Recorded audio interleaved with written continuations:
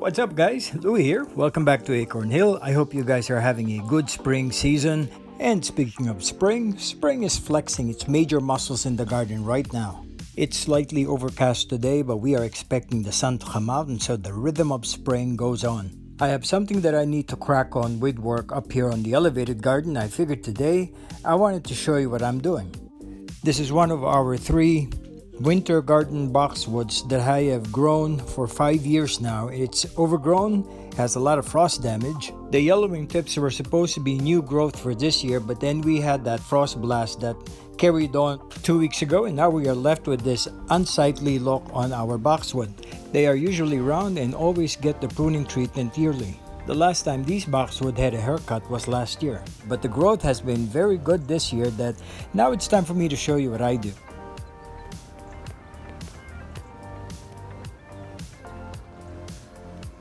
And as with anything, right tool for the right job. And for 3 years now, I've been using this Galadim pair of shears. They are originally for shearing sheep. And I've discovered that the Japanese blades on these shears really work well in cutting through the semi-ripe bark of the boxwood. I've tried the electric shears before and they work okay, but I don't have the dexterity enough to really create that rounded shape.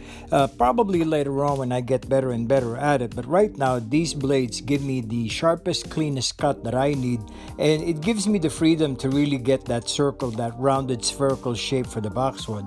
What I'm showing you in the clip is preparing the blades. After a while, when you start using it to cut the plant material, there is debris getting collected right at the edges of the blade. That's just from the moisture coming from the plant itself. And as you can see, clean water coming from a spray bottle, a few swipes on the blade, and the blade gets pretty clean and ready for the task at hand.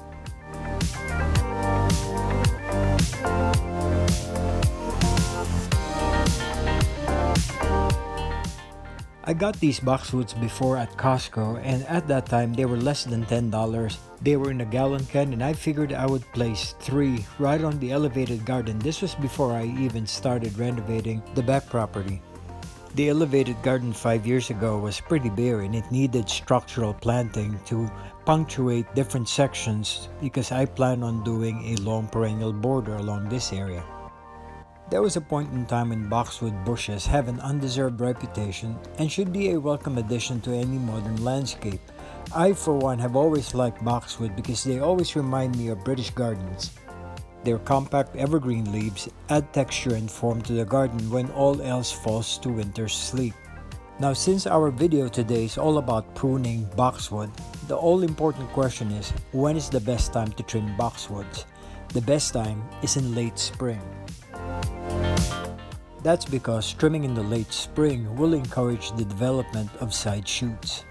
These new shoots can then be cut in midsummer to create a well-defined surface in whatever shape you wish. And in the case of the 3 boxwoods that we have on the elevated garden, we will maintain this spherical shape. So here's how I trimmed my boxwoods. Using my sharp Galadims, I cut back the young current season's shoots when they have reached at least 4 inches long. This was a careful operation as I had to cut back to only 2 leaves from the base of the new shoot. I tried to avoid cutting into the previous year's older growth, which will be the darker green. I then continued to trim lightly until the basic form of a sphere is clearly visible. It's easier to trim again rather than cut drastically, which could ruin the shape. As with anything that needed to be done carefully, it is always best practice for anyone to take several steps back. This will allow us to take a look at the shape, the actual irregularities and spots that needed revisions and further cuts. Another thing that I discovered using the Galadim, and as I slowly cut into shaping and forming the sphere of this boxwood, is that holding the Galadim inward slightly allows for me to follow the curve of the sphere, the curve of the ball, and that made it easier for me regardless of what vantage point I'm at. It allows me to look at the curve action and the curve shape that is being cut into, forming the sphere for the boxwood. As a side note, this boxwood that I'm currently shaping is located on the west end of the elevated garden, adjacent to pergola number 3 and pergola number 4.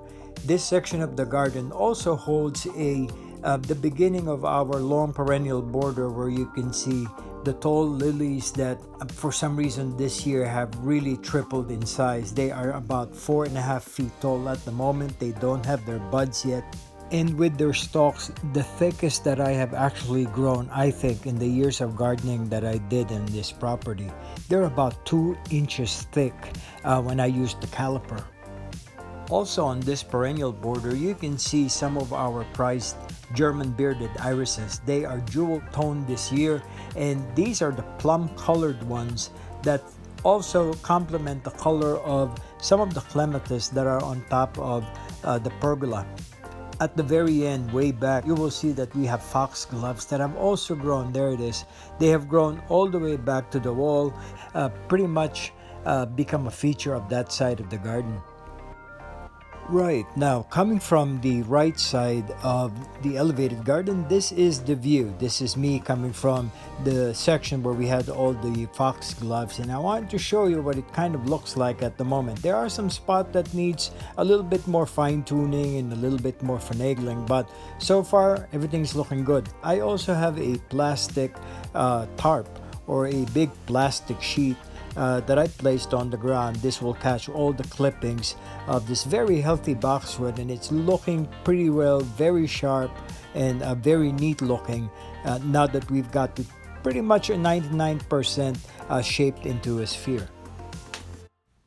Boxwood number 1 is almost done, and beyond that, right behind the German bearded iris, way behind it, is boxwood number 2, which is looking pretty scraggly at the moment. It still has a lot of those extra shoots, and by the way, those shoots that I've also trimmed, I've used them for cuttings, and I'm trying to propagate. It is a simple task of propagating plants, and I wanted to experiment that hopefully this year I could grow more boxwoods and hopefully get into a project of building one of the planned hedges here in the property.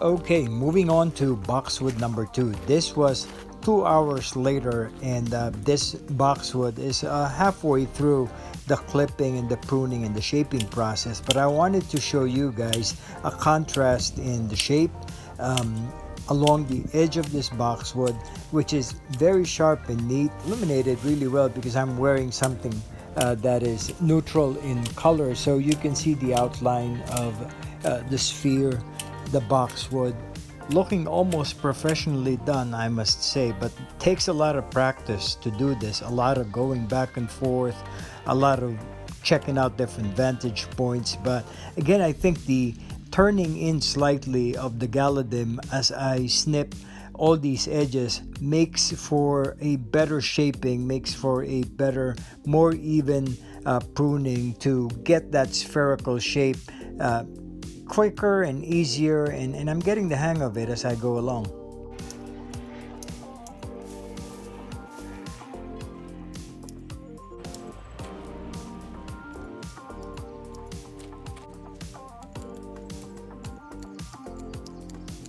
And just to mention it again, those yellow tips, those light brown tips on the boxwood, those are the new growth that happened about 3 weeks ago. And then we had 2 events of freezing nights, and that's what happened. They got frost bitten. Now they are stuck to the edges, and the new growth is trying to push through them. Pruning them at this time, trimming them now, doing this pruning will now eliminate hopefully about 80% of these brown tips, and the other 20% into the final product. I'm just going to pick them off and slowly remove them manually. I hope that through this video and my short step-by-step process, you won't be intimidated into pruning your boxwoods. Running contrary to popular belief, pruning boxwood is actually very easy, and it doesn't endanger the shrub at all. Pruning boxwood is a practice that helps shape this shrub, while giving it the chance to renew its leaves and grow denser than ever before. Now don't be afraid to prune it. This will also make the plant more vigorous. And the last thing I did after I gave them a good haircut is to maintain these shrubs, and what I did was give them a drink. I feel like after the stress of cutting them and shaping them, they're probably thirsty. So what I did was I mixed in a high nitrogen water feed.